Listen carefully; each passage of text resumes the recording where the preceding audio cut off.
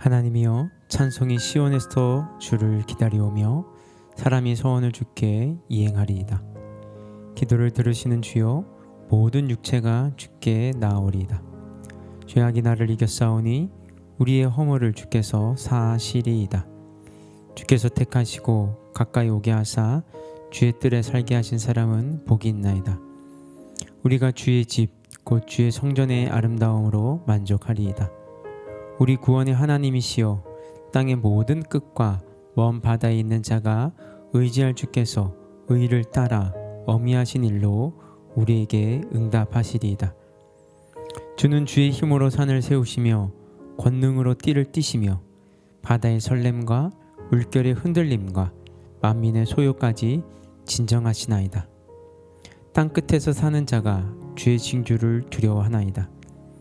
주께서 아침 되는 것과 저녁 되는 것을 즐거워하게 하시며 땅을 돌보사 물을 대어 심히 윤택하게 하시며 하나님의 강에 물이 가득하게 하시고 이같이 땅을 예비하신 후에 그들을 곡식에서 곡식을 주시나이다. 주께서 밭고랑의 물을 넉넉히 대사 그 이랑을 평평하게 하시며 또 담비로 부드럽게 하시고 그 싹에 복을 주시나이다. 주의 은택으로 한 해를 관씌우시니 주의 길에는 기름방울이 떨어지며 들의 초장에도 떨어지니 작은 산들이 기쁨으로 띠를 띠었나이다. 초장은 양떼로 옷 입히고 골짜기는 곡식으로 덮였음에 그들이 다 즐거이 외치고 또 노래하리이다. 오늘 우리에게 주신 시편 65편의 표제어에는 어제 살펴본 64편과 동일하게 다윗의 시, 인도자를 따라 부르는 노래라고 기록되어 있습니다. 이 시가 언제 쓰여졌는지 정확히 알 수는 없지만 시의 내용 가운데 농사를 통한 풍성한 수확을 허락하시는 하나님에 대한 감사의 내용을 미루어 이 시는 올리브와 포도 등을 추수한 시기에 지키던 수장절, 다른 이름으로는 장막절을 앞두고 지어진 시라고 추정하기도 합니다.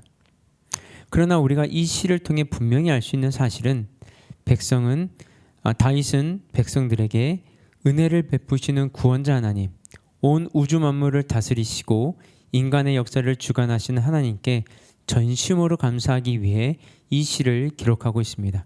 1절 보시면요, 하나님이여, 찬송이 시온에서 주를 기다리오며 사람이 소원을 주께 이행하리이다. 시편의 많은 시가 하나님께 찬양을 올려드리라고 촉구하고 있는 내용으로 구성되어 있는 반면 오늘 본문 1절에서는 하나님께 찬양과 경배를 드리기에 앞서 기다리고 있는 시인의 모습을 기록하고 있습니다. 여기서 기다린다라는 의미는 침묵한다는 의미입니다. 하나님께 찬양을 드리려 하기 전에 우선 잠잠히 하나님을 신뢰하며 기다리는 시간을 갖고 있는 시인의 모습을 통해 우리는 하나님께 무엇인가를 열심히 드리고 보여드리려 하기 전에 우선 진심으로 하나님을 신뢰하며 조용히 그 마음을 하나님께 집중하는 시간을 갖는 것이 얼마나 소중한지를 살펴볼 수 있습니다. 고요히 침묵하며 기다리는 시간을 통해 우리의 하나님이 온전히 하나님께 고정될 수 있는 것이죠. 또 한 가지 특징은 다윗이 하나님께 찬송을 드리기 위한 장소로 시온을 언급하고 있다는 점입니다. 시온은 솔로몬 시대에 성전이 세워지는 장소이지만 다윗 시대에는 아직 성전이 건축되지 않았기 때문에 이곳은 언약궤가 놓여있는 여호와의 성소를 의미하고 있습니다. 하나님께 드리는 찬양은 어느 곳에서나 드릴 수 있지만 하나님의 임재의 상징적인 장소인 성소에서 하나님께 가까이 나아가 마음을 모아 친밀하게 하나님을 찾으며 찬양하려는 시인의 열정이 잘 나타나 있습니다.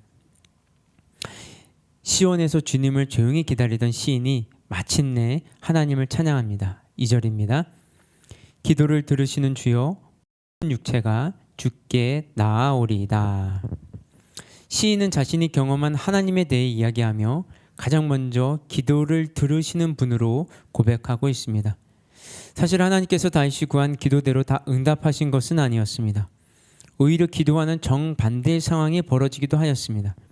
그럼에도 불구하고 다윗은 기도를 들으신 하나님에 대한 분명한 믿음을 가지고 있습니다. 다윗이 밧세바와의 사이에서 처음 갖게 된 아이가 태어났을 때 그 아이는 생명이 위험한 상황에 처하게 되었습니다. 그때 다윗은 음식도 먹지 않은 채 하나님께 간절히 매달려 기도하였습니다. 그러나 막상 하나님께서 그 아이의 생명을 취하셨을 때에는 더 이상 어떤 원망이나 분노도 드러내지 않고 하나님께서 보여주신 기도의 응답을 최선의 응답으로 받아들였습니다. 하나님께서 자신의 기도의 내용대로 응답해 주심에 대해서는 기쁨으로 영광 돌리지만 하나님께서 기도를 응답해 주지 않으신다 하더라도 그 응답에는 자신이 알지 못하는 더 크고 위대한 뜻이 있음을 믿고 있었기 때문에 다윗의 마음 속에는 하나님께서 기도에 대해 어떤 결정을 내려주시더라도 하나님은 기도를 들으시는 분이라는 분명한 믿음을 가질 수 있었습니다. 모든 만물을 창조하시고 우리에게 가장 크고 위대한 일을 행하시는 하나님께서 베풀어 주신 은혜를 계속해서 4절에서 확인할 수 있습니다. 주께서 택하시고 가까이 오게 하사 주의 뜰에 살게 하신 사람은 복이 있나이다. 우리가 주의 집 곧 주의 성전의 아름다움으로 만족하리이다. 하나님께서 선택하셔서 주님의 뜰에 살게 하신 사람은 복이 있다고 말씀하십니다.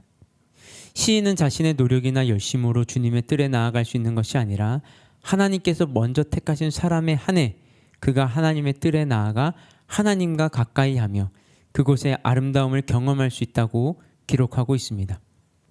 인간이 하나님과 친밀하게 동행할 수 있는 시간은 인간의 가장 복된 시간입니다.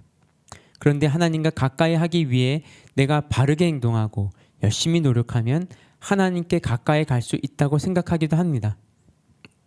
하지만 우리가 하나님 앞에 서고 하나님께 가까이 가기 위해서는 내 노력에 의해서가 아닌 하나님께서 택하시고 그 길로 나아올 수 있도록 길을 열어주실 때에만 가능합니다. 죄로 가득한 인간에게 그 아들을 보내주시고 그 아들의 피를 흘려 우리가 하나님께 나아갈 수 있는 길을 열어주신 것은 전적인 하나님의 은혜입니다. 모든 사람이 하나님께 나아갈 수 있는 가능성은 열리게 되었지만 모든 사람이 그 길을 통해 하나님께 가지는 않습니다.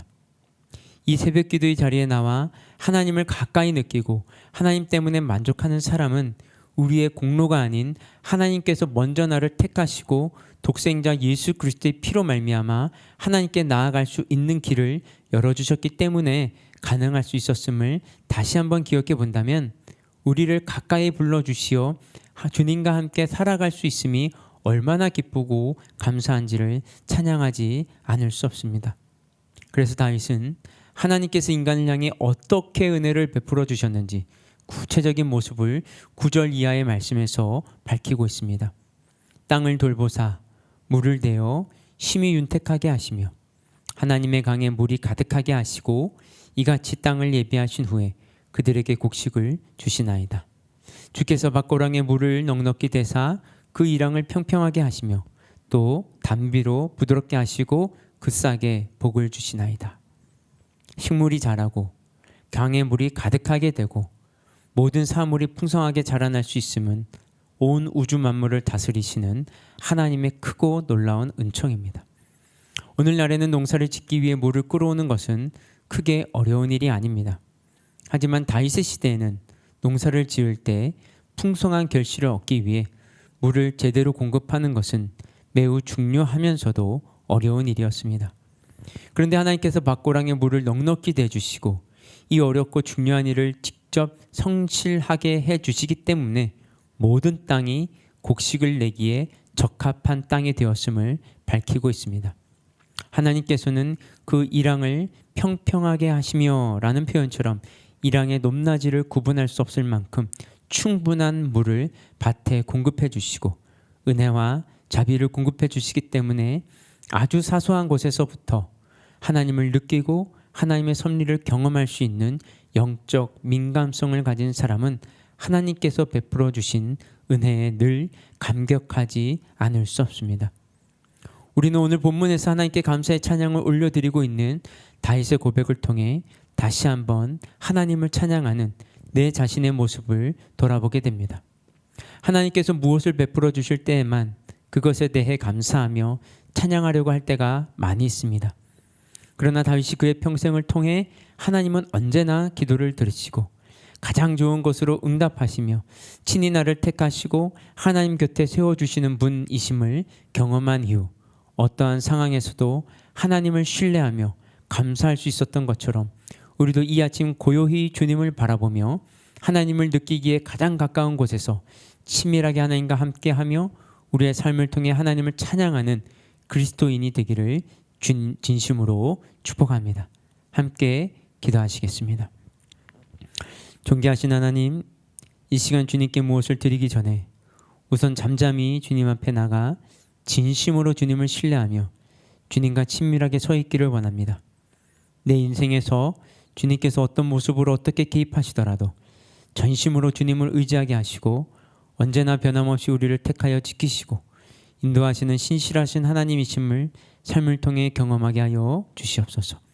바라옵기는 내 평생 사는 동안 주님에 대한 흔들리지 않는 믿음으로 언제나 주님만을 찬양하며 살아가는 주님의 자녀가 되게 하여 주시옵소서.